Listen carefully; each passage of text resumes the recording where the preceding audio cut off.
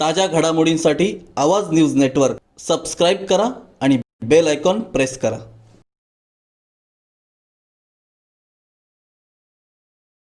प्रेक्षकांनो नमस्कार. आवाज news network प्रस्तुत चर्चासत्र या कार्यक्रमामध्ये मी प्रकाश पडे आपलं सर्वांचं मनपूर्वक स्वागत करतो. आजचा आपला चर्चासत्राचा विषय आहे शाळा बंद शिक्षण सुरू किंवा कोरोना काळातील शाळा. प्रेक्षकांनो, आपल्याला सर्वांनाच माहिती आहे की 17 मार्च पासून शाळा बंद झाल्या आहेत. 22 मार्च पासून लॉकडाऊनला सुरुवात झाली. संचारबंदी, लॉकडाऊन या सर्व कारणांमुळे जवळपास सर्वच क्षेत्र त्यावेळेस बंद करण्यात आली आणि याचा जो प्रभाव आहे तो प्रभाव सर्वच क्षेत्रांवर पडला. मग एवढ्या 6-7 महिन्यांच्या कालावधीमध्ये शाळांचं नेमकं चाललंय तरी काय? शाळा बंद आहेत, मग शिक्षण सुरू आहे का? शासनाने पुरस्कृत केलेला ऑनलाईन शिक्षणाचा मार्ग प्रत्यक्ष शिक्षणापेक्षा प्रभावी ठरतो का? शाळांमध्ये शिक्षकांनी जाऊन काही उपक्रम घेतले का? मुलांचा, पालकांचा प्रतिसाद कसा होता? अशा अनेक विषयांवर, अनेक मुद्द्यांवर चर्चा करण्यासाठी आज आपण आपल्या या स्टुडिओमध्ये आमंत्रित केले आहेत महाराष्ट्र शासन आदर्श शिक्षक पुरस्कार प्राप्त शहापूर तालुक्यातील केशव शेलवले सरांना 2016चा महाराष्ट्र राज्य आदर्श शिक्षक पुरस्कार प्राप्त झालेला आहे. सर, तुमचं मनपूर्वक स्वागत. नमस्कार. त्यानंतर या कार्यक्रमामध्ये मी स्वागत करतो आदरणीय दीपिका भोईर मॅडम यांचं. भोईर मॅडम यांना 2007 साली शासनाचा आदर्श शिक्षक पुरस्कार प्राप्त झालेला आहे. मी स्वागत करतो हरिश्चंद्र भोईर सर यांचं. भोईर सरांना 2017चा आदर्श शिक्षक पुरस्कार प्राप्त झालेला आहे आणि आपल्या सोबत आहेत आदरणीय दशरथ विशे सर. सर्वात प्रथम म्हणजे 2005 साली त्यांना शासनाचा आदर्श शिक्षक पुरस्कार प्राप्त झालेला आहे. या सर्व शहापूर तालुक्यातील गुणवंत शिक्षकांसोबत, उपक्रमशील शिक्षकांसोबत आज आपण या विषयावर चर्चा करणार आहोत. सर्वात प्रथम चर्चा करण्याच्या अगोदर मी आपल्याला सांगू इच्छितो की सध्या नुकताच शिष्यवृत्तीचा निकाल जाहीर झाला. शिष्यवृत्ती 2020चा निकाल जाहीर झाला. यामधील आकडेवारी पाहता शहापूर तालुका पूर्ण ठाणे जिल्ह्यामध्ये प्रथम क्रमांकावर असल्याचं आपल्याला दिसतं.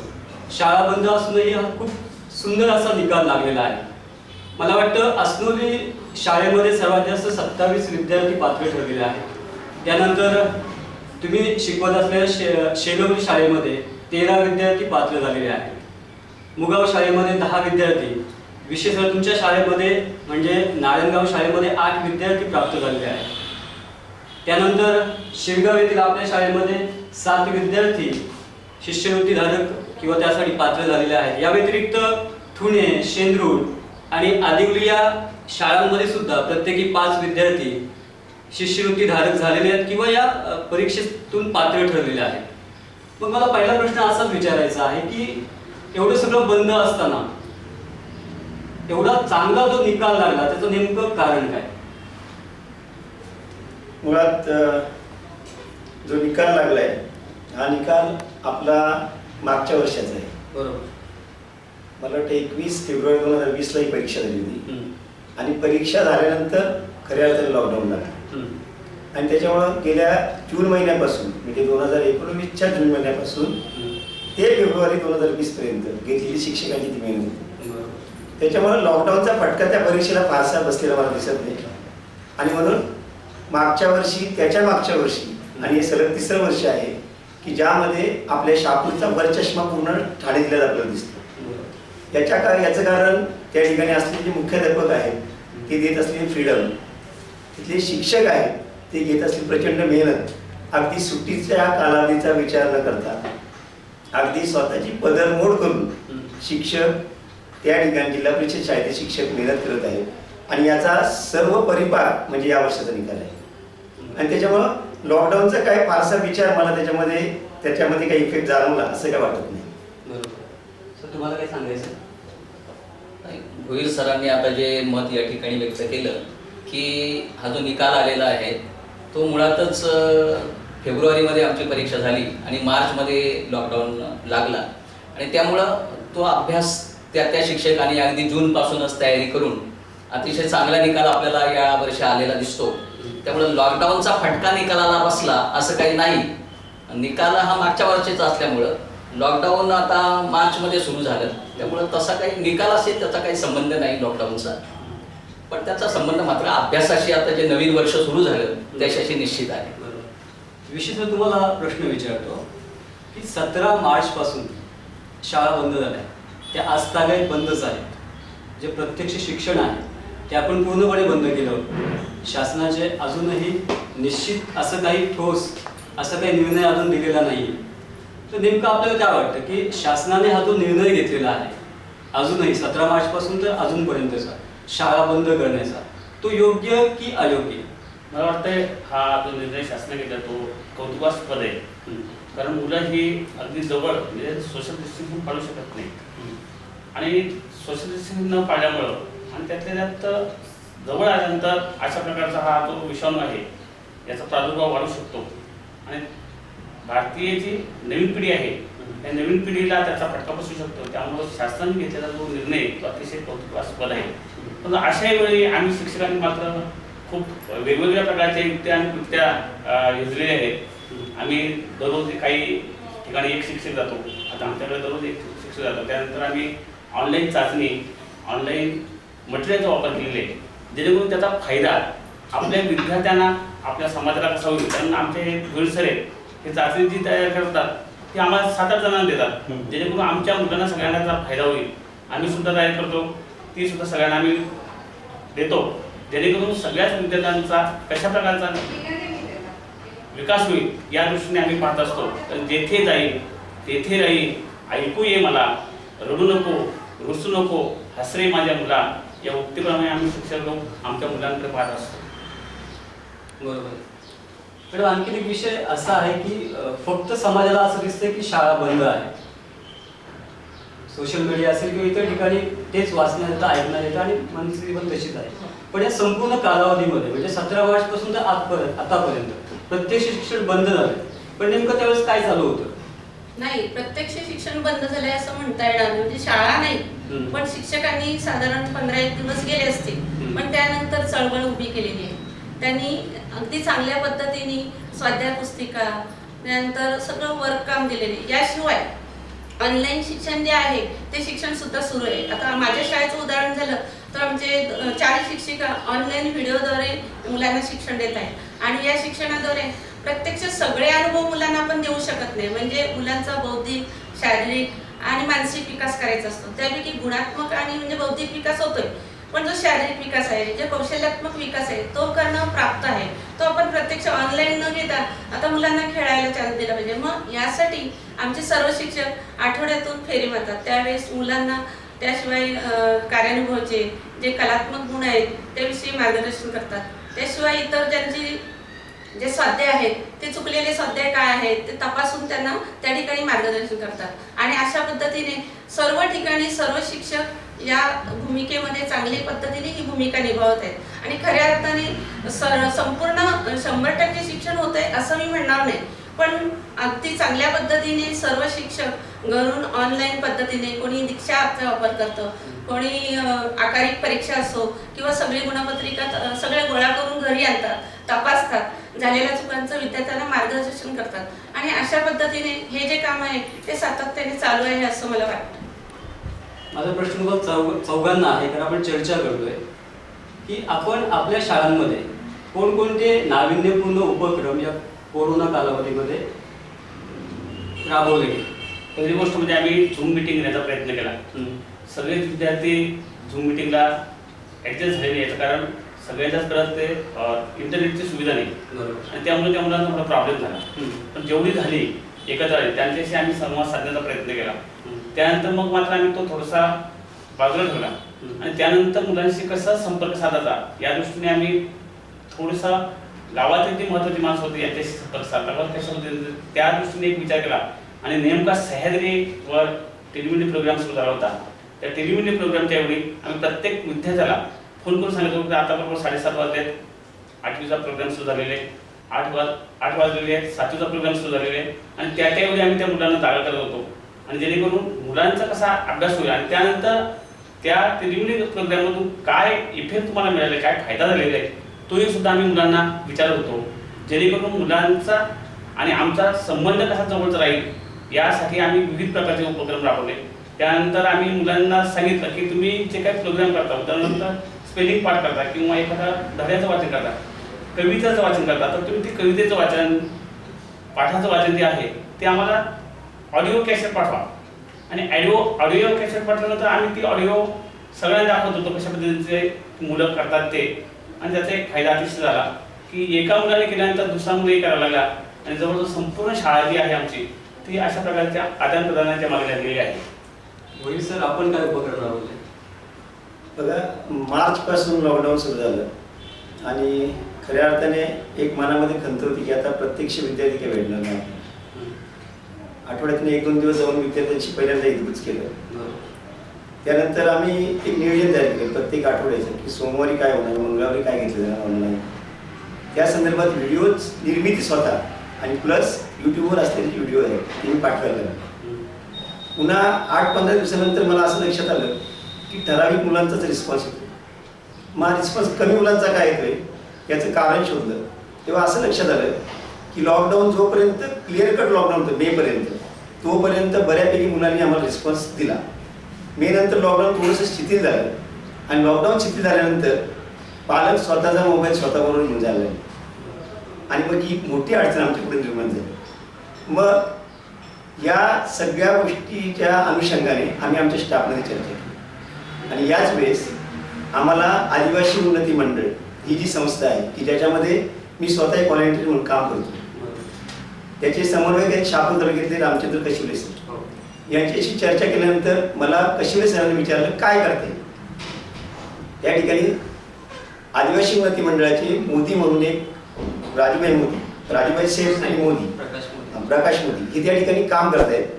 त्यांचा एक ड्रीम प्रकल्प होता की शहापूर तालुक्यातल्या आदिवासी दुर्गम भागामध्ये आम्हाला एक पायलट प्रोजेक्ट राबवायचं आणि त्याची सुरुवात शेडोलीपासून करायची. आणि मग त्याने आमच्याकडे सगळं कोटेशन घेतलं काय करता येईल, कसं घेता येईल आणि मग त्याने आम्हाला आता 2 ऑक्टोबरला जवळपास 65 टॅब दिलेत आम्हाला. त्या 65 टॅबचा उपयोग करून खऱ्या अर्थाने आता ऑनलाईन शिक्षण म्हणजे आज माझ्या घरामध्ये माझ्या मुलीकडे स्वतःचा मोबाईल नाही, तिचं ऑनलाईन शिक्षण माझ्या मोबाईलवर किंवा माझ्या मिसेसच्या मोबाईलवर होते.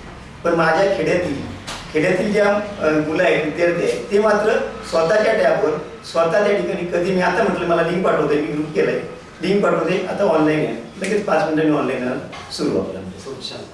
आणि याच्यामधून एक फायदा झालाय की त्यापूर्वी विशेष सर स्वतः त्या ठिकाणी आहेत, मला माहिती की ते खूप म्हणजे चांगला संपर्कात असतो.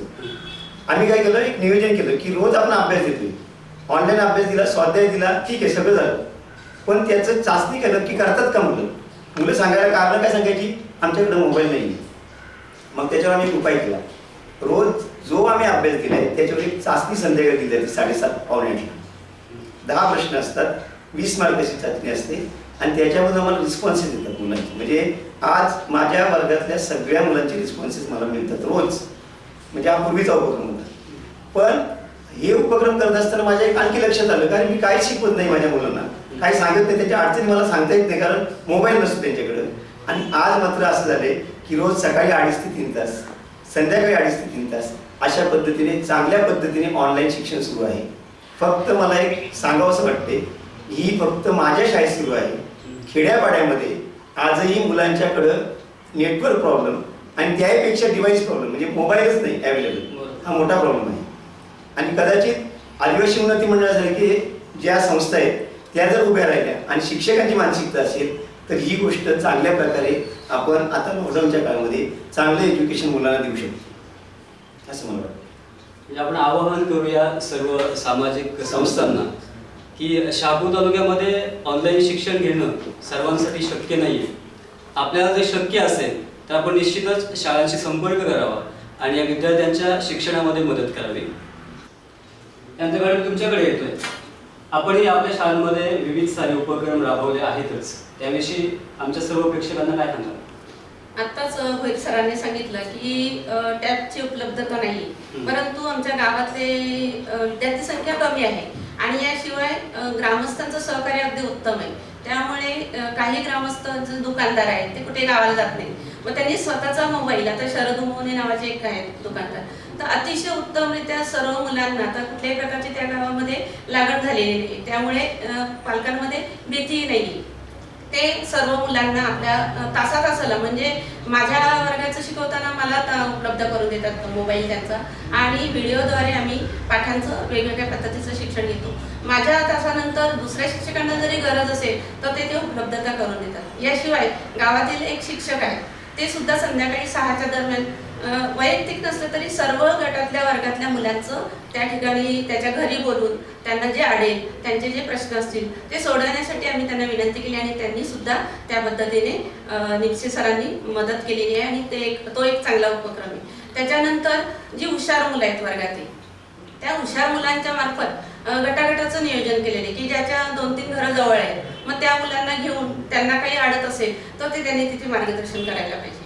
याशिवाय सर्व 1ली-2रीची मुलं आहेत ती एका वेळेस येत नाहीत, तर मग त्यांच्यासाठी झूम मीटिंगचं आयोजन केलं जातं आणि त्या जे आमच्या कल्याणवरून येणारे शिक्षिका आहेत ते त्यामार्फत उपयोग करतात. आणि आत्ताच सांगितल्याप्रमाणे जर अजूनही आमच्या इकडे स्थलांतरित मुलं आहेत की त्यांच्याकडे आदिवासी मुलं असल्यामुळे हे उपलब्धता नाही आहे आणि ही एक म्हणजे आमच्याकडे कमीची भावना आहे की आम्हाला त्यांना शिक्षण देता येत नाही, तर ही एक उणीव आहे ती भरून काढण्यासाठी यांनी सांगितलं यांना जशी संधी प्राप्त झाली तशी आमच्या मुलांनाही संधी प्राप्त झाली तर आम्हाला निश्चितच आनंद मिळेल. सर, आपल्याला पण ऑनलाईन शिक्षणाच्या संदर्भात बऱ्याच अडचणी आल्या आणि मग एक नवीन चर्चेत येणारा विषय आला, शाळा बंद शिक्षण सुरू. खूप चर्चा झाली आणि शहापूरमधूनच मला वाटतं तो विषय सुरू झाला आणि आज त्याची प्रेरणा घेऊन बऱ्याच ठिकाणी ते सगळं सुरू आहे. काय सांगाल त्या प्रकल्पाविषयी? शहापूरमध्ये आपण पाहिलं, शहापूरमध्ये नाही ऑल भारतामध्येच लॉकडाऊन सुरू झालं. मार्चमध्ये लॉकडाऊन सुरू झालं आणि एप्रिलमध्ये आमच्या परीक्षा असतात, त्यामुळं मार्चपर्यंत आमचा अभ्यासक्रम झालेला होता अलग लक्षात. त्यामुळं त्या मुलांचं जे मूल्यांकन करायचं होतं आम्हाला ते पहिल्या सत्राच्या मूल्यांकनावर आम्ही केलं. जूनपासून जेव्हा 17 जूनला आमच्या शाळा सुरू झाल्या तिथून खरं सुरुवात झाली. शिरगाव आमचं गाव आहे, तर शिरगाव गावाचं आपण पाहिलं तर शिरगावमध्ये रेंजचा मोठा प्रॉब्लेम आहे, रेंज नाही तिथे आणि त्यामुळं ऑनलाईन शिक्षण आपल्याला तिथं देताच येत नाही. रेंजच नाही म्हटल्यावर तुमचा मोबाईल पण तिथं काही फायदा नाही, फोन लावायची गोष्ट बोलली तरी पण तिथं फोन लवकर लागत नाही. मग मी काय केलं की बाबा असं केलं तर मुलांचं खूप नुकसान आहे, मग आपण काय केलं पाहिजे. तर मी माझ्या सगळ्या शिक्षकांची एकदा मीटिंग घेतली आणि मी म्हटलं की आपण याच्यावर काहीतरी मार्ग काढला पाहिजे. तर मार्ग काढायचा म्हटलं तर ते म्हणतात की काय केलं पाहिजे आपण. तर मी म्हटलं आपण काय करूया, एक स्वाध्याय संच तयार करूया आणि ते स्वाध्याय संच प्रत्येक विद्यार्थ्याला देऊया घरी. कारण आता तो आपल्या ऑनलाईनशी तर तो आपल्याशी कनेक्ट नाहीये, म्हणजे आपला संबंधच त्याच्याशी येत नाही. तर आम्ही काय केलं की स्वाध्याय संच बनवले. एक ऑगस्टच्या अभ्यासक्रमाचे जून जुलै ऑगस्ट असा 3 महिन्याचा अभ्यासक्रम धरून आता स्वाध्याय संच बनवले आणि आमच्या सगळ्या शिक्षकांच्या सहकार्यातून म्हणजे प्रत्येकाने तो खर्च केला. म्हणजे पालकांवर काही त्या झेरॉक्सचा जो खर्च आहे तो काही टाकला नाही. माझ्या शिक्षकांनी सगळ्यांनी आपापल्या वर्ग शिक्षकांनी तो खर्च केला. आम्ही त्या विद्यार्थ्यांना ते स्वाध्याय संच दिले. स्वाध्याय संच दिल्यानंतर पुन्हा आम्ही आठवड्यामध्ये 1-2 वेळा फेरी मारतोच शाळेमध्ये. आम्हाला ती सक्तीच होती का तुम्ही शाळेत गेलं पाहिजे, बघितलं पाहिजे. तर मग स्वाध्याय संच दिल्यानंतर मग आम्ही प्रत्येकाच्या घरी जाऊन त्या विद्यार्थ्यांचा तो स्वाध्याय संच सोडवला की नाही असं केलं. आता बऱ्याच वेळा काय होतंय की जी पाड्यावरची मुलं असतात, आदिवासी मुलं असतात किंवा गरीब घरची मुलं असतात त्यांना मार्गदर्शन मिळत नाही. ज्यांच्या घरी थोडा मार्गदर्शनाचा प्रभाव आहे तर ती मुलं शिकू शकतात, त्यांच्या घरामध्ये कोणी शिकलेलं आहे. परंतु अशा मुलांच्या घरी आता आमच्याकडे कातकरी मुलं आहेत, ठाकूर समाजाची मुलं आहेत, तर अशा मुलांचा प्रश्न होता. मग आम्ही काय केलं की गावामध्ये मागच्या वर्षी एक देसले सर आमचे आहेत, तर त्यांनी एक उपक्रम आणला होता की एक संस्था होती, त्या संस्थेच्या माध्यमातून शिक्षक आमच्या शाळेवर नेमले होते. तर त्या शिक्षकांचा आम्ही गावात त्यांच्यासाठी की तुम्ही या मुलांसाठी वेळ द्या तर त्याने गावातल्या गावात तो वेळ दिला, ती मुलं त्यांच्याकडे जायला लागली आणि त्यामुळं त्यांच्या ज्या काही अडचणी आहेत त्या सोडवायला लागली. म्हणजे जरी आम्ही त्या ठिकाणी नेटवर्कच्या माध्यमातून जोडलं गेलो नसलो तरी पण स्वाध्याय सोडवण्याच्या माध्यमातून आम्ही जेव्हा जाऊ त्यावेळी त्याच्या काही शंका असतील त्या समजून घ्यायच्या. त्याचबरोबर मी काय केलं की जर नेटवर्कचा प्रॉब्लेम आहे, व्हिडिओ प्रोग्राम त्याला दिसत नाही, तर मी हॅलो मी गुरुजी बोलतोय अशी एक फोन डायरी बनवली. सर्व पालकांचे फोन नंबर जमा केले आणि प्रत्येक शिक्षकाकडं आपापल्या वर्गाचे जे पालक आहेत त्यांचे फोन नंबर्स दिले. मग तुम्ही फोनवर त्यांच्याशी बोला की बाबा हा जो स्वाध्याय तुम्हाला दिलेले तो घटक त्यांनी सोडवला का, त्याची काय अडचण आहे ती जरा बघा. अशा प्रकारे केल्यामुळं झालं काय की मुलालाही आनंद निर्माण झाला, तीही त्या अभ्यासाच्या याच्यामध्ये कार्यप्रवण झाली, ते सोडवायला लागली, अभ्यास करायला लागली. कारण याच्या अगोदर त्यांच्याकडं मोबाईल जरी असले तरी पण नेटवर्क नाही. आणि खेड्यापाड्यामध्ये आता आपण पाहतो तर खेड्यापाड्यामध्ये काय आहे, पालक जे लोक आहेत ते कामाला जातात. सरांनी सांगितलं की पहिली जी समस्या होती की लॉकडाऊनची, तेव्हा संपूर्ण लॉकडाऊन असल्यामुळे पालक घरी होते, परंतु नंतर लॉकडाऊन शिथिल झालं त्यामुळं पालक लोक कामाला जायला लागले, त्यामुळे आपला मोबाईल ते घेऊन जायला लागले, त्यामुळे त्यांच्याशी कॉन्टॅक्ट होणं सुद्धा कठीण गोष्ट वाटायला लागली. आणि म्हणून मग ते जेव्हा यायचे त्यावेळी संध्याकाळी ते आपण फोन करणार की बाबा ते त्यांनी सोडवलं की नाही तेवढं बघा, किंवा आम्ही आठवड्यातून 1-2 वेळ फेरी मारायचो प्रत्येक वर्ग शिक्षक त्या विद्यार्थ्यांच्या घरी. आणि त्यामुळं एक चांगलं शिक्षण म्हणजे जरी आपण म्हणतो प्रत्यक्ष शिक्षण आम्हाला शिकवता आलं नाही शाळेत जाऊन, तरी पण या सगळ्या माध्यमातून आम्ही मुलांचं शिक्षण चालू ठेवलंय. त्यांचं नुकसान नाही, इतकं नुकसान आहेच म्हणजे इतकं जसं शाळा सुरू झाल्यावर 100% शिक्षण मुलांना मिळतं तसं नाही, तरी पण आता 50% तरी पण आम्ही चांगलं शिक्षण त्या ठिकाणी देतोय मुलांना. ही एक आमच्या दृष्टीने आणि आमच्या सगळ्या तालुक्यातल्या शिक्षकांच्या दृष्टीने चांगली गोष्ट आहे का ते मेहनत घेत आहेत, हे सगळं पुरवत आहेत, अनेक लक्षात आपला स्वतःचा खर्च करतायत, हे खूप चांगली गोष्ट आहे सर. खूप छान, आपण सर्वांनी खूप छान उपक्रम राबवलेला आहे. प्रेक्षको, कोरोना काळातील शिक्षण या विषयावरील चर्चासत्रात आपण आणखी महत्त्वाच्या मुद्द्यांवर चर्चा करणारच आहोत, पण तत्पूर्वी घेऊया एक छोटीशी विश्रांती.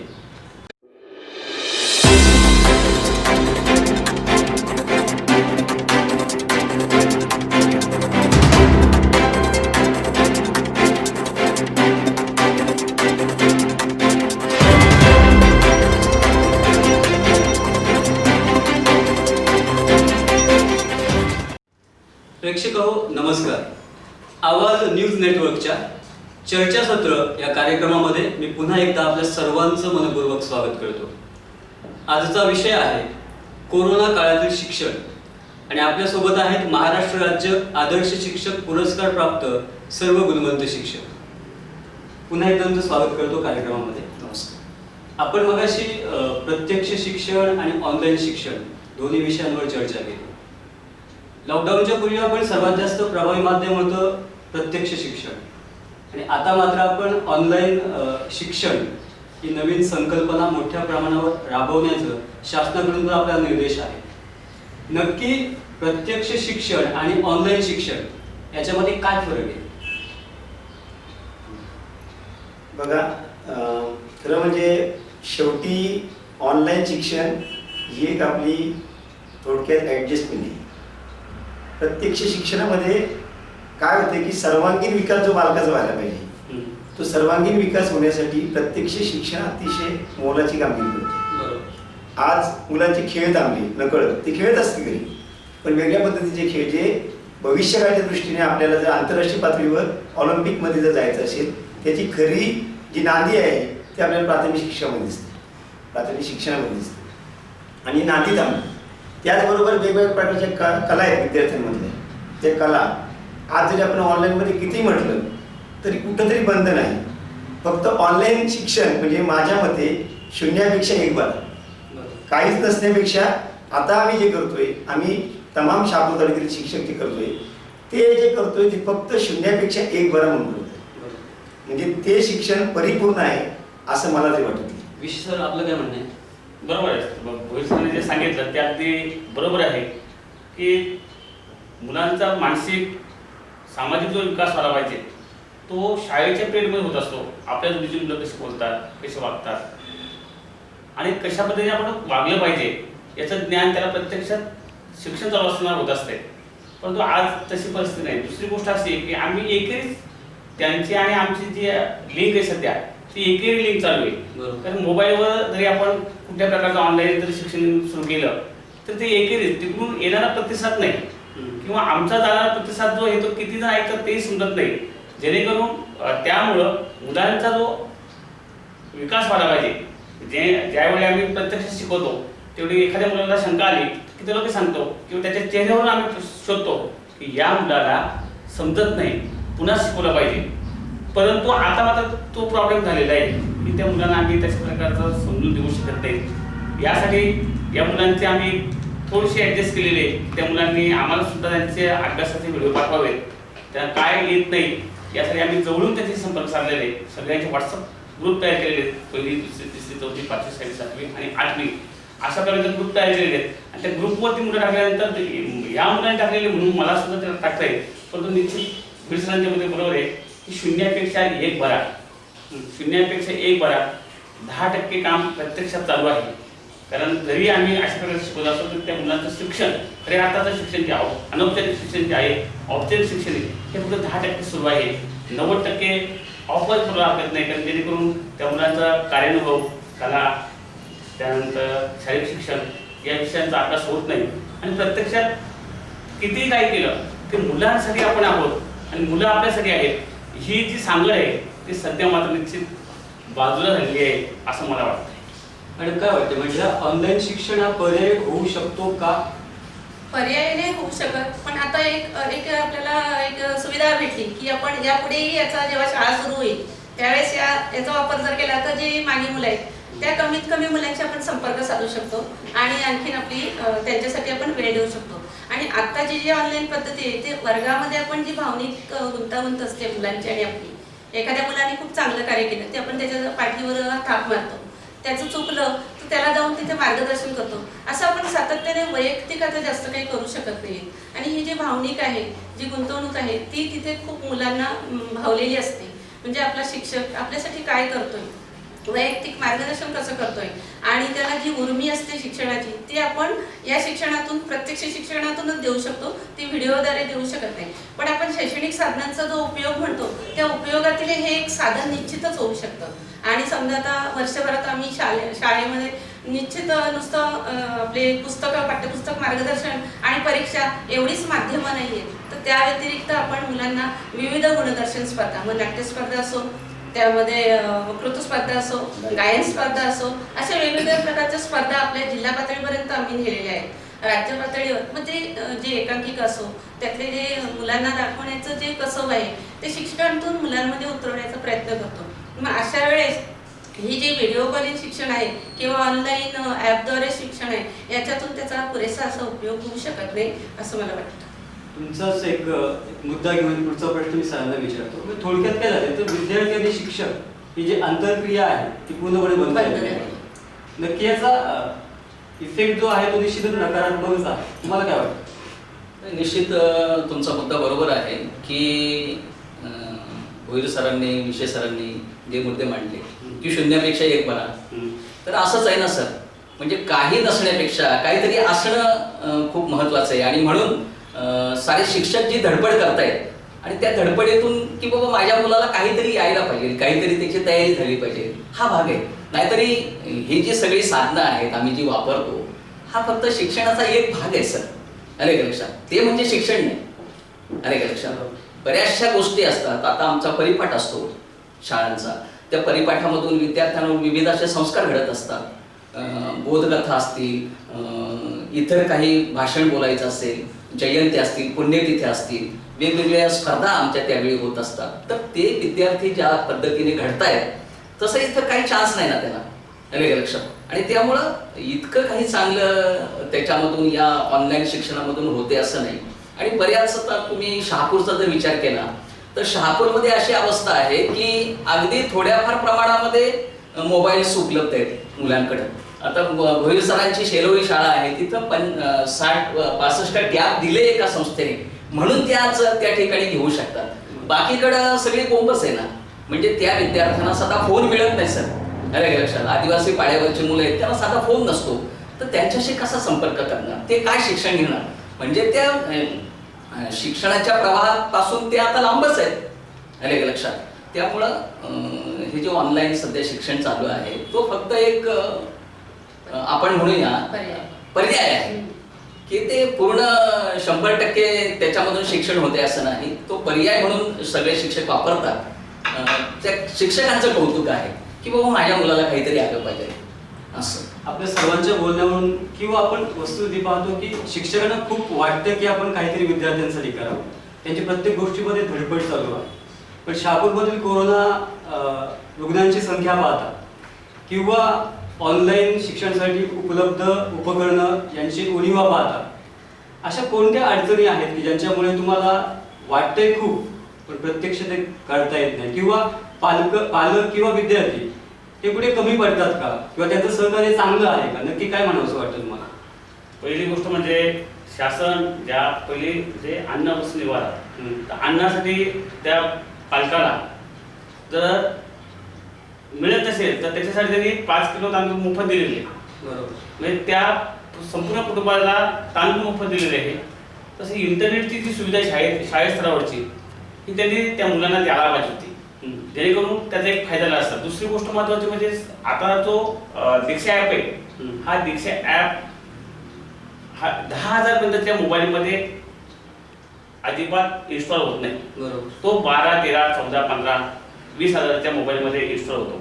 पण दीक्षा ॲप जो शासनाने दीक्षा ॲप तयार केला आहे त्याचा सर्वसामान्य विद्यार्थ्यांना फायदा नाही. दुसरी गोष्ट, सह्याद्री वाहिनीवर त्यांनी टेलिव्हिजनचे प्रोग्राम सुरू केले अतिशय चांगल्या प्रकारचे, परंतु त्याचा जो नंतरचा जो त्यांनी फास्ट ट्रॅक बघितला की इंग्रजीचा जो अभ्यास होता, तर ती जी 2 मुलं होती त्या 2 मुलांना ते सहज शिकवत होते.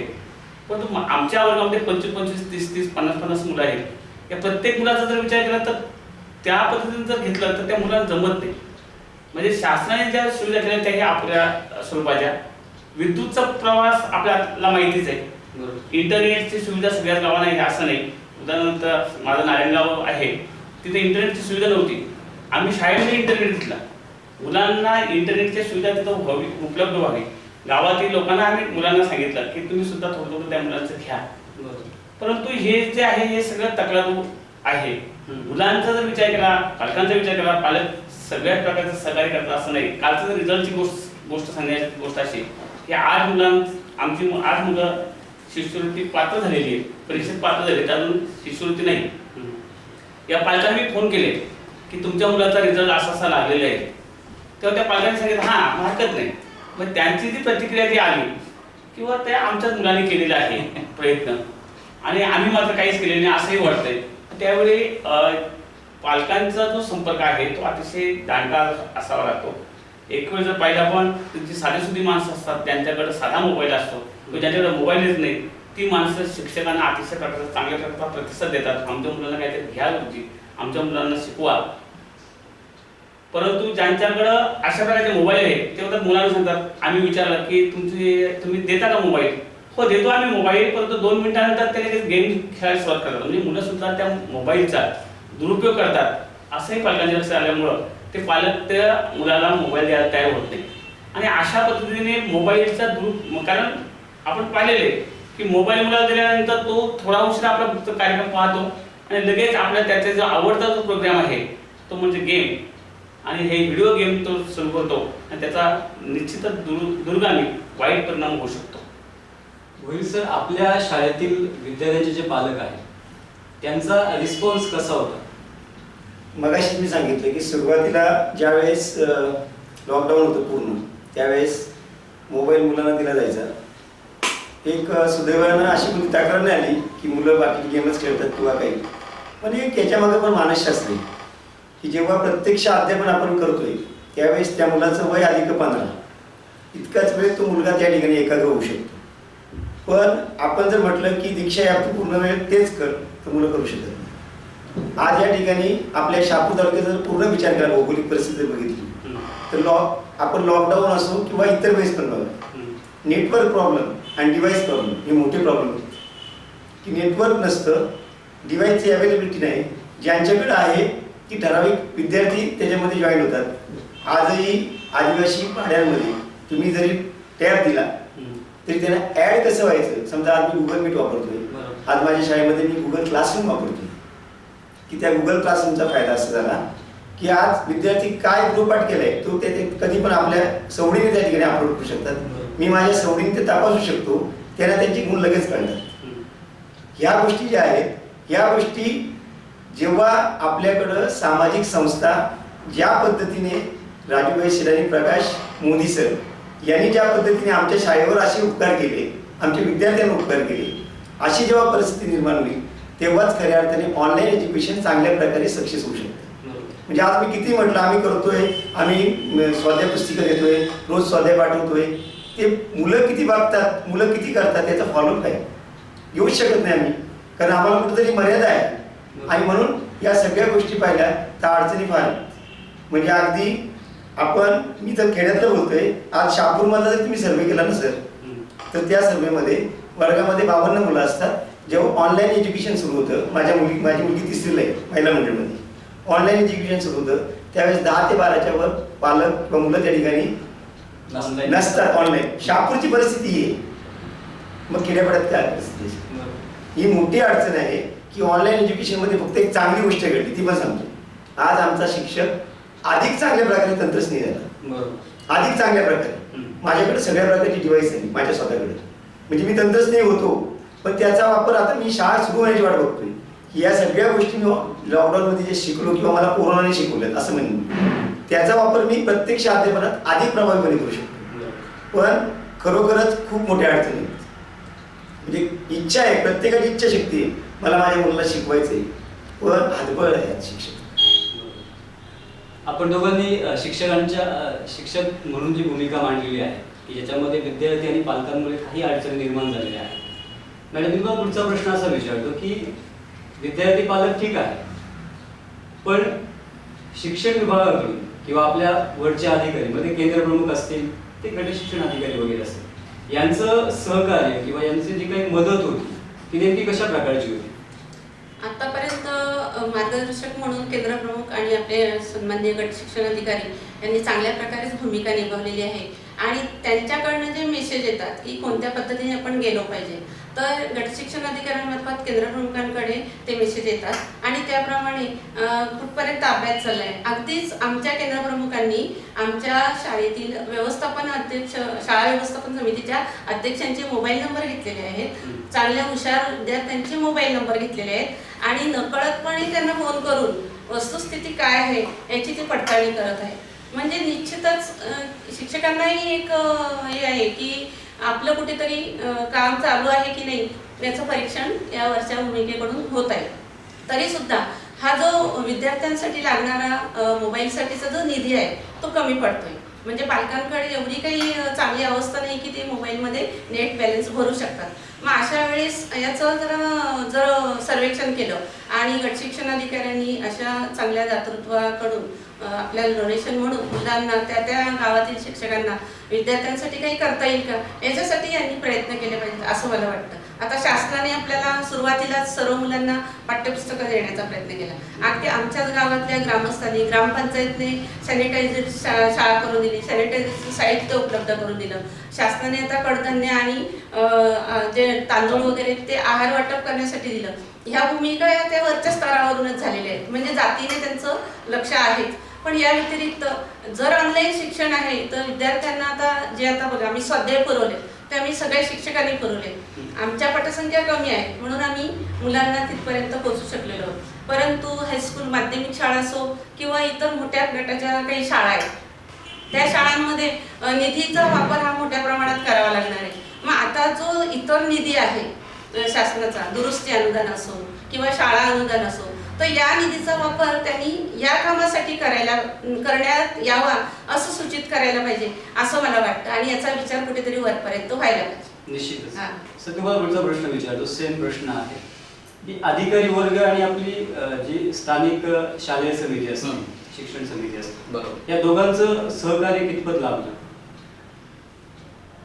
आता शहापूर तालुक्यातल्या शिक्षकांचं जर आपण उदाहरण पाहिलं तर माझी शाळा शिरगाव आहे आमची शाळा व्यवस्थापन समिती जी आहे तो खरं म्हणजे शाळेचा प्राण आहे सर. की शाळा व्यवस्थापन समिती जर सक्षम असेल तर निश्चितच त्या ठिकाणी चांगलं काम आपल्याला शाळेचं चालू असतं, शिक्षकांचं चालू असतं. तद्वतच आमची जी शाळा व्यवस्थापन समिती ती अतिशय जागरूक आहे. बारकाईनं जातीनं किंवा विद्यार्थ्यांना मोबाईल मिळतात की नाही, किंवा ते पालकांना ज्यांच्याकडे मोबाईल नाही आहेत त्यांना फोन करून सांगतात की बाबा मुलाला मोबाईल घेऊन दे, आता त्याचं शिक्षण नाही आहे. गुरुजी पाठवतात ऑनलाईनला बरंचसं मटेरियल, पण विद्यार्थ्यांना ते मिळत नाही आहे तुझ्या, तर त्यासाठी मोबाईल घेऊन दे. म्हणजे पालकांची भूमिका बदलवण्यामध्ये, त्यांना सांगण्यामध्ये शाळा व्यवस्थापन समित्यांचं खूप मोठं कार्य आहे. त्याचबरोबर आमचे अधिकारी वर्ग आहेत, मग आमचे केंद्र प्रमुख असतील, आमचे विस्तार अधिकारी असतील, हे पण फॉलोअप घेतात. आता दर आमचे केंद्राचा गट असतो प्रत्येक, ते केंद्राच्या गटावर आपले सर्व शिक्षा अभियानातील काही आपले अधिकारी वर्ग असतील, आमचे पंचायत समितीतील विस्तार अधिकारी केंद्र प्रमुख असतील, तर दररोजचा अभ्यास दिला जातो दीक्षा ॲपच्या माध्यमातून. दररोजचा अगदी काय तुम्ही घ्यायचं आहे, तर तो सुद्धा पाठवण्यामध्ये त्यांची भूमिका खूप महत्त्वाची आहे. का तुम्ही काय घ्या, त्याचा फॉलोअप घेणे किंवा तुम्ही विद्यार्थ्यांना देता की नाही, अशा प्रकारे. तरी पण म्हणजे तो शेवटी हा सगळा भाग कसा आहे की तो विद्यार्थ्यांना दिला, परंतु त्यांच्याकडे मोबाईल नाही आहे, ते करतात की नाही त्याचा फॉलोअप आम्हाला घेता येत नाही, असा सगळा हा भाग आहे. त्यामुळं ते एक प्रकारचं आभासी शिक्षण आहे सर. हां, म्हणजे आभासी शिक्षण एक प्रकारचं आहे की त्याचा आपल्याला फॉलोअप नाही, प्रत्यक्ष आपल्याला कार्यवाही करता येत नाही.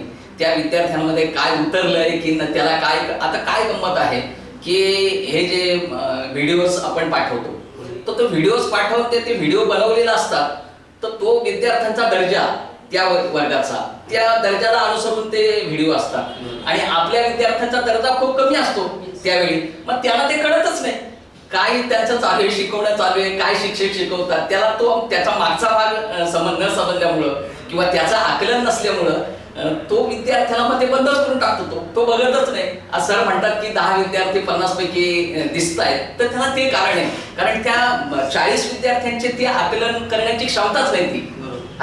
आम्ही जेव्हा शिकवत असतो प्रत्यक्ष वर्गामध्ये त्यावेळी आम्हाला माहित असतं की हा मुलगा आहे, याला काय येतं, ओके नाही, याची क्षमता काय आहे, ती क्षमता बघून आम्ही त्याला डोस देत असतो, ओके, त्याच्यावरती मात्रा देत असतो, त्याचं डायग्नोसिस करून त्याला उपचार करत असतो. तसं इथं काय नाही ना, इथं सरसकट तेच सगळ्यांना हा सगळा भाग आहे असं मला वाटतं. तरी पण आमचे सगळे तालुक्यातले शिक्षक किंबहुना महाराष्ट्रातले शिक्षक किंबहुना भारतातले शिक्षक त्याच्यावर पर्याय शोधतायत, काय आपल्याला बाबा या विद्यार्थ्यांना कशा पद्धतीने शिक्षण देता येईल.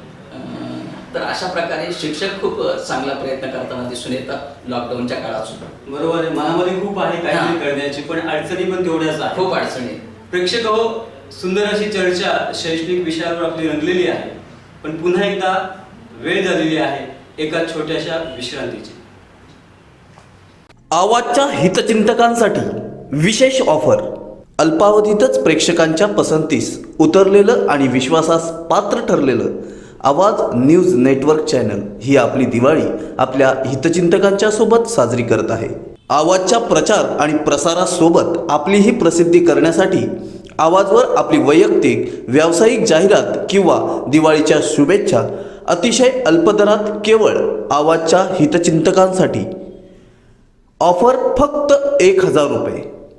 प्रेक्षक हो, आवाज न्यूज नेटवर्कच्या शैक्षणिक चर्चासत्रात पुन्हा एकदा मी आपलं सर्वांचं मनपूर्वक स्वागत करतो. विश्रांतीनंतर पुन्हा एकदा आपलं सर्वांचं मनपूर्वक स्वागत.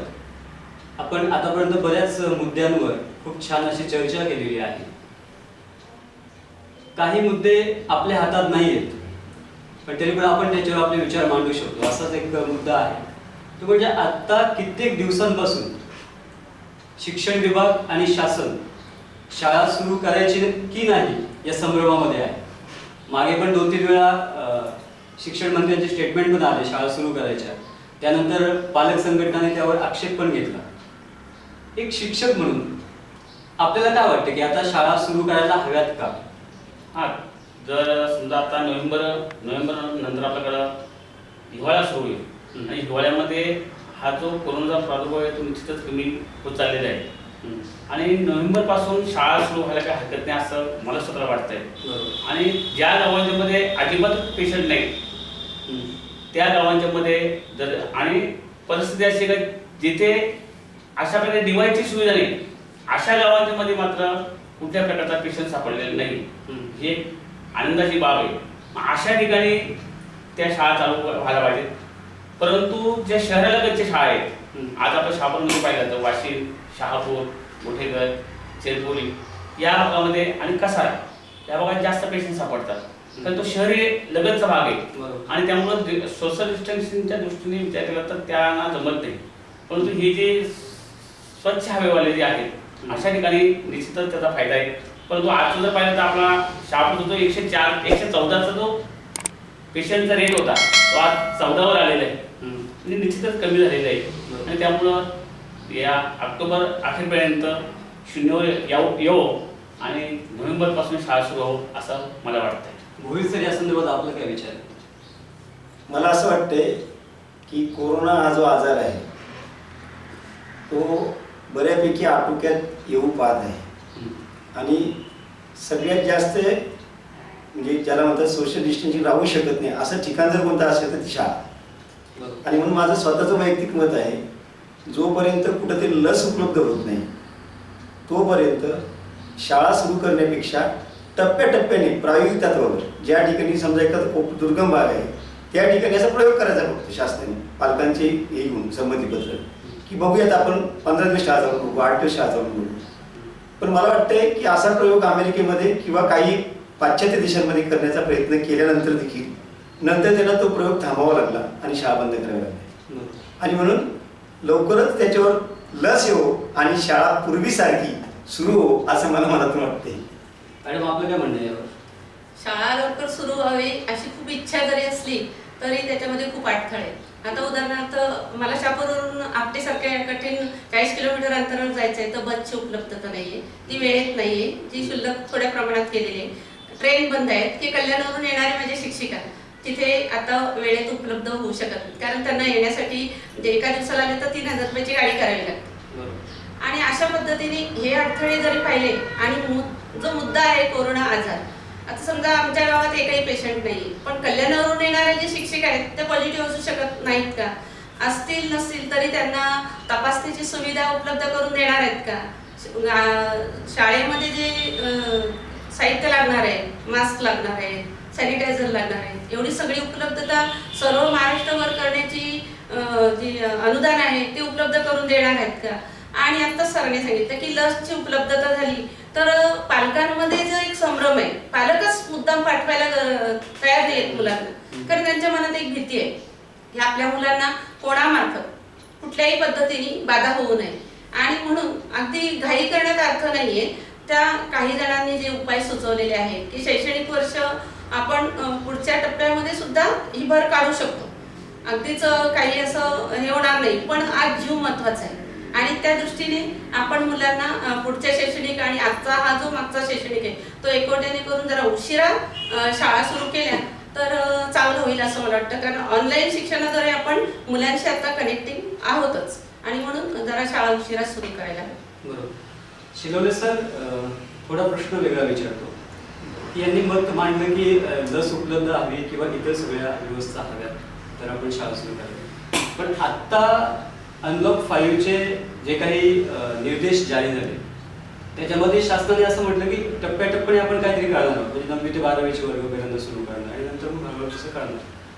किंवा आता 2 दिवसापूर्वीच पुन्हा एकदा शासनाकडून सांगण्यात आलं की आपण दिवाळीच्या नंतरच शाळांचा विचार करणार आहोत. आत्ता जर आपल्याला शाळा सुरू करायच्या असतील तर निश्चित कोणत्या प्रकारची काळजी घ्यावी लागेल? शाळा आत्ता सुरू करण्याच्या कालच आपण आपले जे आरोग्यमंत्री आहेत टोपे साहेब यांची बातमी मी वाचली टीव्हीला, तर त्यांचं म्हणणं आहे की आपण नोव्हेंबरमध्ये शाळा सुरू करूया. तर मला ते पटलं, कारण काय आहे आता जून पासून तर नोव्हेंबर पर्यंत पहिलं सत्राचं वेळ असते. आता पहिलं सत्र तर निघून गेले, बरोबर, दुसरं सत्र नोव्हेंबर पासून सुरू होईल तर ते सुरू करावं. तर आणि एक काय केलं पाहिजे शासनानं की शिक्षकांना आणि पालकांना अशी शाश्वती दिली पाहिजे की ठीक आहे काही झालं तर तुमची खर्चाची जबाबदारी आम्ही घेऊ. आज पालक लोक का घाबरतायत की माझ्या मुलाला जर कोरोना झाला तर त्याची खर्च कोणी करायचा. आज खर्चाच्या बऱ्याचशा बाबी आहेत, तो भाग आहे. त्याचबरोबर आपण दुसरी गोष्ट पाहिली तर लहान मुलं जी आहेत ती कमी बाधित होतात, ती आमच्या दृष्टीने चांगली गोष्ट आहे. तरुण माणसं आहेत ती कमी बाधित होतात. याच्यामध्ये जास्त मृत्यूचं प्रमाण आहे म्हाताऱ्या माणसांचं आणि आजारी माणसांचं. तर साधारणपणे आता नोव्हेंबरला शाळा सुरू करायचं ते म्हणतायत, तर पहिल्यांदा त्यांनी वरचे जे वर्ग आहेत, कॉलेज वर्ग, ते पहिल्यांदा 15 दिवस सुरू करावेत. त्याच्यानंतर 11वी 12वीचे वर्ग सुरू करावेत. त्याच्यानंतर मग 8वी 9वी 10वीचे जे हायस्कूल्स आहेत ते सुरू करावेत. आणि मग त्यांचा काय परिणाम आपल्याला जाणवतो तो झाल्यानंतर मग प्राथमिक वर्ग सुरू करावे. तोपर्यंत जवळजवळ लस येईल किंवा ती कदाचित येणारही नाही. कारण आपण संग्राम पाटलांचं जर व्हिडिओ ट्यूब पाहिले तर ते म्हणतात की लवकर काही लस दावे जरी करत असले तरी पण लस काही लगेच उपलब्ध होईल असं वाटत नाही. पण ठीक आहे, आता कोरोनाचा प्रभाव पण कमी होतो. आपण सोशल डिस्टन्सिंग आणि शाळेला आता काय झालंय, आमच्या शाळेच्या खात्यावर बरंचसं अनुदान आहे, शिल्लक आहे, की आता आम्हाला स्पर्धा नाही काय नाही, मग ते अनुदान आम्हाला इकडच वापरायची संधी दिली पाहिजे की बाबा त्या सॅनिटायझरसाठी तुम्ही ते खर्च करा, इतर काही गोष्टी आहेत त्याच्यासाठी खर्च करा, मास्क विद्यार्थ्यांना द्या ज्यांच्याकडे नसतील त्यांच्याकडे.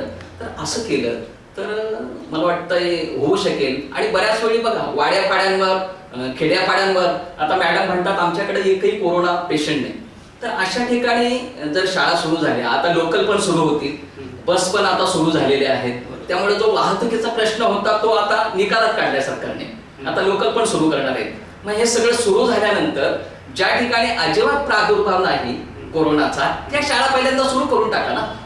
अरे लक्षात, त्या शाळा सुरू करा, त्यांचा काय परिणाम होतो. आणि इकडे कॉलेज 11वी 12वी 8वी 9वी 10वी हे टप्प्याटप्प्याने 15-15 दिवसांनी सुरू करा आणि त्याचा रिझल्ट आपल्याला दिसून येईल. आपण पाहिलं जागतिक सगळं विचारमंथन केलं तर स्वीडन देशामध्ये लॉकडाऊनच केलं नाही त्यांनी. म्हणजे आपल्याकडं लॉकडाऊन केलं कारण आपली लोकसंख्या अतिशय जास्त आहे, ते आपण केलं तर चांगलंच झालं. पण त्या देशाने लॉकडाऊनच केले नाही, ते व्यवस्थित चालू आहे. म्हणजे तशी तिथे काही लाट नाही काय नाही. आपल्या भारतामध्ये सुद्धा अशी काही लाट आली नाही की त्या ठिकाणी अमेरिकेसारखी भरपूर लोक मेली, हो की नाही. टप्प्याटप्प्याने आपण ते हँडल केले. आता कोरोनाचा प्रभावही कमी होतोय. तर ह्या गोष्टी सरकारने थोडी जबाबदारी पण घेतली पाहिजे. कारण जी आज भीती पालकांमध्ये आहे, आम्हा शिक्षकांमध्ये आहे की आता आरोग्य कर्मचाऱ्यांचे विमे काढले सरकारने, 50 लाखाचा विमा त्यांना दिला गेला, बरोबर. तसे शिक्षकांचा पण विमा पाहिजे ना. एखाद्या शिक्षकाला कोरोनाची लागण झाली, तो वारला तर त्याची जबाबदारी पण आपण घेतली पाहिजे. अरे लक्षात, याचाही काहीतरी पुढे सरकारने विचार केला पाहिजे की शाळा सुरू जेव्हा करता त्यावेळी विद्यार्थ्यांचे विमे, शिक्षकांचे विमे, तर त्याला ती आपण संरक्षण दिलं गेलं पाहिजे असं मला वाटतं. 17 मार्च पासून शाळा बंद झाल्या सर. त्यानंतर खरं तर तो पिरियड होता परीक्षांचा, परीक्षा झाल्या नाहीत, त्यामुळे विद्यार्थ्यांना सरसकट पास करण्यात आलं. अजूनही शाळा सुरू झाल्या नाहीत, कधी होतील याची गॅरंटी पण नाही आपल्याला. निश्चित विद्यार्थ्यांचं नुकसान झालेलं आहे. मग हे जे शैक्षणिक नुकसान आहे याची भरपाई होईल का? होईल, निश्चितच हे भरपाई होईल. कारण मुलांशी आमचा अजूनही घनिष्ठ संबंध आहे. आणि पहिली गोष्ट म्हणजे प्रोग्रेस जर करत असेल तर त्या मुलांशी जर संपर्कात राहिला आणि कुठल्या प्रकारच्या सुट्ट्या आहेत त्या थोड्याशा आम्ही कमी केल्या. मे महिन्याची जी सुट्टी आहे तर मे महिन्यामध्ये ऊन असते, त्या उन्हामुळे सुट्टी असते. तर हे जे शैक्षणिक वर्ष आहे या वर्षाचं ते त्यांनी जर थोडं पुढं वाढवलं तर निश्चितच ती भर निघू शकेल. दुसरी गोष्ट सगळ्यात महत्त्वाची म्हणजे आम्ही कोणती काळजी घेतली पाहिजे. आता समजा जर ज्यावेळी शाळा सुरू होते त्यावेळी काळजी कोणती घेतली पाहिजे, तर सॅनिटरीची आम्हाला सुविधा असली पाहिजे. पाण्याची सुविधा, आज दिवाळीनंतर सगळ्यात मोठी जी समस्या निर्माण होते ती पाण्याची समस्या निर्माण होते.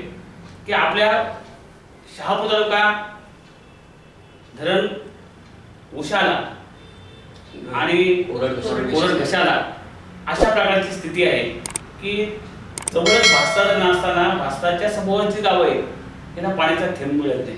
त्याचा अनुभव मी घेतलेला आहे की दिवाळीनंतर पाणीच नसते. मग अशा वेळी आपल्याला जर शाळा सुरू करायची असेल तर त्या प्रत्येक शाळेमध्ये कमीत कमी 5000 लिटर पाणी पाहिजे, जेणेकरून ती मुलं हातपाय धुवू शकतात वेळच्या वेळी, बरोबर.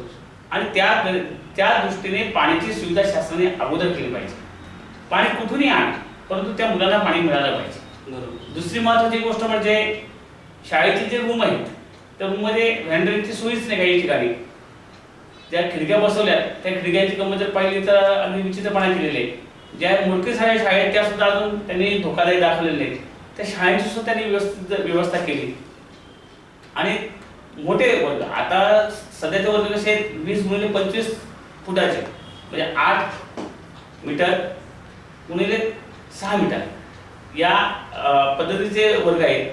तर हे वर्ग सुद्धा जर 10 मीटर बाय 10 मीटरचे किंवा 10 गुणिले 12 मीटर जर गेले तर मोठ्या प्रकारचे हॉल जर झाले तर मुलांना सोशल डिस्टन्सिंग सुद्धा ठेवता येईल. दुसरी गोष्ट शाळेमध्ये ज्या काही सुविधा आहेत, आता सराई सांगितलं की 50,000 मिळणाऱ्या फार कमी शाळा आहेत, काही शाळांना 10,000 मिळतात. मग अशा प्रकारच्या सुविधा ज्या आहेत त्या सुविधा सुद्धा वाढवणं गरजेचं आहे. जो आपला 14 वित्त आयोग जो आहे त्या 14 वित्त आयोगाचा जो खर्च जो ग्रामपंचायत दुसरीकडे करते त्या दुसरीकडे करण्याऐवजी शाळेच्या मध्ये जर केले आपल्या मुलांसाठी, कारण ते मुख्य नागरिक आहेत, भविष्यातले भारताचे आधारस्तंभ आहेत, त्यांच्यासाठी जर केलं तर निश्चितच त्याचा सुद्धा फायदा होऊ शकतो. आणि प्रत्येक विद्यार्थ्याला सॅनिटरीची सोय, त्यानंतर मास्कची सोय आणि सगळ्यात महत्त्वाची गोष्ट म्हणजे पाण्याची सोय, या तिन्ही गोष्टी जर ग्रामपंचायतीने किंवा शासनाने सुचवल्या तर निश्चितच शाळा सुरू व्हायला काही अडचण येणार नाही. आणि दुसरी महत्त्वाची गोष्ट म्हणजे प्रत्येक शाळेमध्ये जे प्रोजेक्टर आहेत, सध्या आमच्याकडे एक प्रोजेक्टर आहे, काहींचे बंद पण असते, मग प्रोजेक्टर असला पाहिजे, टीव्हीची सुविधा असली पाहिजे. जर 2-3 टीव्ही जर असतील तर ते मुलं लांबून पाहू शकतात. 55 इंची असते, काहींच्याकडे 32 इंची असते, तर त्याचा फायदा निश्चित होईल. परंतु काय होत आहे की आणलेले डिव्हाइस जे आहे ते चालू कसं करायचं त्याचं सुद्धा ट्रेनिंग असणं गरजेचं आहे. आम्हाला चांगली गोष्ट की आमचं ऑनलाईन शिक्षण जे आहे त्याच्यामध्ये आम्हाला त्या सुद्धा ट्रेनिंग दिलेली आहे. त्याच्यामुळे निश्चितच त्याचा फायदा होईल. जर शासनाने या सुविधा आम्हाला दिल्या तर आम्ही आमच्या शाळेमध्ये जायला तयार आहोत आणि आमच्या मुलांना आम्ही शिकवण्यासाठी तयार आहोत. तर मुलांनी आम्ही कसे दूर राहू. भोईर सर, काय करते नेमकं शालेय जे नुकसान झाले मुलांचं ते भरून काढण्यासाठी काय करावं लागेल? मला वाटतंय प्रत्येक मूल शिकू शकतं. म्हणजे अगदी RT प्रमाणे वयानुरूप दाखल करणे हा एक क्लॉज आहे. तेव्हा मी कधी तो क्लॉज मला कधी असं वाटायचं सुरुवातीला की या क्लॉजचा उपयोग काय, पण मध्यंतरी माझ्या शाळेमध्ये तशी परिस्थिती घडली. एक मुलगा थेट 4थीला दाखल करावा लागला वयानुरूप. तर तो मुलगा 8वीला पर्यंत चांगल्या प्रकारे 8वीच्या मुलांच्या लेवलला चालायला लागला. या गोष्टी घडू शकतात. म्हणजे जरी शाळा उशिरा सुरू झाल्या तरी मुलांचं जे नुकसान आहे चांगल्यापैकी बऱ्यापैकी आपल्याला भरून काढता येईल. कारण प्राथमिक वर्ग बोलले तर ज्या 4 क्रिया गणिताच्या आहेत त्या 4 क्रिया वाचन, लेखन, इंग्रजी आणि मराठीचं, या क्रिया जर त्याला यायला लागल्या की मुलं आपोआपच त्यांचं स्वतःहून स्वयमाध्यम त्याला म्हणतात ज्ञान असणार पद्धतीने ते करू शकतात. आणि म्हणून फार काही नुकसान शाळा थोडं उशिरा सुरू झाल्याने होईल असं मला वाटतं. दुसरा एक भाग की शाळा बंद आहे आणि शिक्षण चालू आहे. शहापूर तालुक्यातला एक शिक्षकांचा उपक्रम सांगतो मी या लॉकडाऊनच्या काळात. मध्यंतरच्या काळामध्ये लॉकडाऊनचा काळ जेव्हा सुरू झाला तेव्हा आमच्यातले जे काही उपक्रम शिक्षक आहेत यांचा एक गट तयार केला आम्ही. आणि त्या गटाने पुन्हा एकदा आदिवासी उन्नती मंडळ आणि जाणीव प्रतिष्ठानच्या माध्यमातून स्कॉलरशिपचं मराठी आणि गणित आणि बुद्धिमत्ता आणि इंग्रजी या संदर्भामध्ये प्रत्येक शिक्षकाने स्वतःच्या मेहनतीने एक घटकावर 100 प्रश्न काढले. पुस्तक रूपाने ते लवकरच प्रकाशित होणार आहे आणि याचा फायदा संपूर्ण शहापूर तालुक्याला होणार आहे. आणि विशेष म्हणजे याचं कुठल्याही प्रकारे ते पुस्तक प्रत्येक शाळेला कुठल्याही प्रकारचं मानधन किंवा रक्कम न घेता प्रत्येक शाळेला मोफत पुरवलं जाणार आहे. आणि मला वाटतं हे जे पुस्तक आपल्या शहापूर तालुक्यातल्या शिक्षकांनी तयार केलेलं आहे हे केवळ ठाणे जिल्ह्यातच नाही तर महाराष्ट्रामध्ये असं पुस्तक तुम्हाला मिळणार नाही असं मला वाटतं. म्हणजे अशा प्रकारे शिक्षक हा प्राणी असा आहे की तो कमी वेळात जास्त काम कसं करता येईल याचा विचार 100% करणार. आणि म्हणून जरी आज शाळा सुरू केली किंवा आणखी 4 महिन्यांनी सुरू केली तरी विद्यार्थ्यांचं जे शैक्षणिक नुकसान आहे ते 100% भरून निघणार याची मला 100% खात्री आहे. आणि आपल्याला किती खात्री आहे की आपण हे सर्व भरपाई करू शकू? आता शासनाने यापूर्वीच सांगितलेलं आहे की 1ली ते 8वीच्या मुलांना सर्व मुलांना पास करणं. त्यावेळेची जी भूमिका होती ती इथे लागू पडते की अध्ययनामध्ये जी मागे पडलेली मुलं असतात ती वरच्या वर्गात गेल्यावर त्यांना पुन्हा अध्ययन करून घ्यायचं. ते मागे पडलेल्या त्यांचे ज्या मूलभूत क्षमता आहेत ते आपण लेवलपर्यंत आणायचं. मग अशा वेळेस आता सुद्धा तीच परिस्थिती होणार आहे की जी मुलं मागे पडणार आहेत. आपण अध्ययन करतोच आहे, पण आकृत्या काढणं हे प्रात्यक्षिक पटकन होऊ शकत नाही. आपण बोलतो, एखादी व्याख्या त्यांना समजावून सांगतो, पण जे प्रात्यक्षिक शिक्षण आहे किंवा ज्या ज्या घटकांचं राहिलेलं आहे ते आपण पुढील कालावधीमध्ये नक्कीच भरून काढणार आहोत. आणि याच्यासाठी आपल्याला जरी कालावधी सर म्हणाले की 4 महिने जरी उशिरा झाली तरी मागचं आणि पुढच्या, असे मगाशी पण मी म्हणाले की दोन्ही वर्गाचं म्हणजे आता 7वीचा मुलगा आणि 8वीचा मुलगा या दोघांचं एकत्र पुढील शैक्षणिक वर्षामध्ये जी भर राहिलेली आहे ती भर काढता येईल आपल्याला आणि नक्कीच उणीव पूर्ण होईल. खूप छान छान विषयांवर आपली चर्चा झालेली आहे. आपल्यामध्ये केशव शेलवले सर आहे की जे स्वतः कवी आहे. या लॉकडाऊनच्या कालावधीमध्ये त्यांनी काही कविताही लिहिलेल्या आहेत. मी आपल्याला विनंती करतो की या आपल्याच विषयाशी संदर्भात असणारी एखादी रचना आपण सादर करा.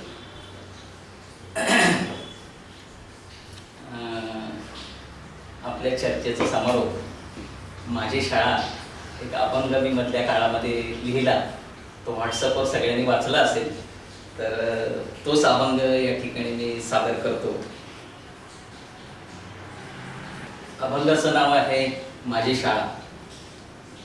धन्य माझी शाळा गावाची ती शान, धन्य माझी शाळा गावाची ती शान, तिने माझा मान वाढविला. धन्य माझी शाळा गावाची ती शान, तिने माझा मान वाढविला. दिले मला तिने ज्ञानानी संस्कार, दिले मला तिने ज्ञानानी संस्कार, जीवन आकार तिजमुळे, जीवन आकार तिजमुळे. लावलाय तिने, लावलाय तिने पुस्तकांचा लळा, लावलाय तिने पुस्तकांचा लळा, कविताचा मळा फुलविला. लावलाय तिने पुस्तकांचा लळा, कवितेचा मळा फुलविला. तिच्या कृपेमुळे लोकांमध्ये नाव, शाळेमुळेच खरं आमचं नाव आहे. तिच्या कृपेमुळे लोकांमध्ये नाव, आला माझं भाव पामराला, आला माझं भाव पामराला. पाजलाय तिने ज्ञानाचा हा पान्हा, पाजलाय तिने ज्ञानाचा हा पान्हा, कर्तव्याचा कान्हा घडविला. पाजलाय तिने ज्ञानाचा हा कान्हा, ज्ञानाचा हा पान्हा, कर्तव्याचा कान्हा घडविला. कीर्तीचा सुगंध दरवळे आता. आमचे सगळे हे राज्य पुरस्कार सगळे शिक्षक आहेत आणि यांचा जो कीर्तीचा सुगंध आहे ते त्यांनी काम केल्यामुळे आहे. ह्याला गेलं शाळेमध्ये अतिशय सुंदर काम या सगळ्यांनी केलंय. तर कीर्तीचा सुगंध दरवळे आता, कीर्तीचा सुगंध दरवळे आता, नमवितो माथा तिच्या पायी. कीर्तीचा सुगंध दरवळे आता, नमवितो माथा तिच्या पायी. आले गुरुपण, आले गुरुपण तिच्या पाय गुणे, आले गुरुपण तिच्या पाय गुणे. राहिले ना उणे आता काही, राहिले ना उणे आता काही. दिले मला तिने, दिले मला तिने द्यायचे ते सर्व. राज्य पुरस्कार हा राज्याचा सर्वोच्च पुरस्कार आहे. तो प्रत्येक शिक्षकाची इच्छा असते चांगल्या, की जो चांगले काम करत असतो त्याला वाटतं की मला राज्य पुरस्कार मिळावा, मला राष्ट्रीय पुरस्कार मिळावा.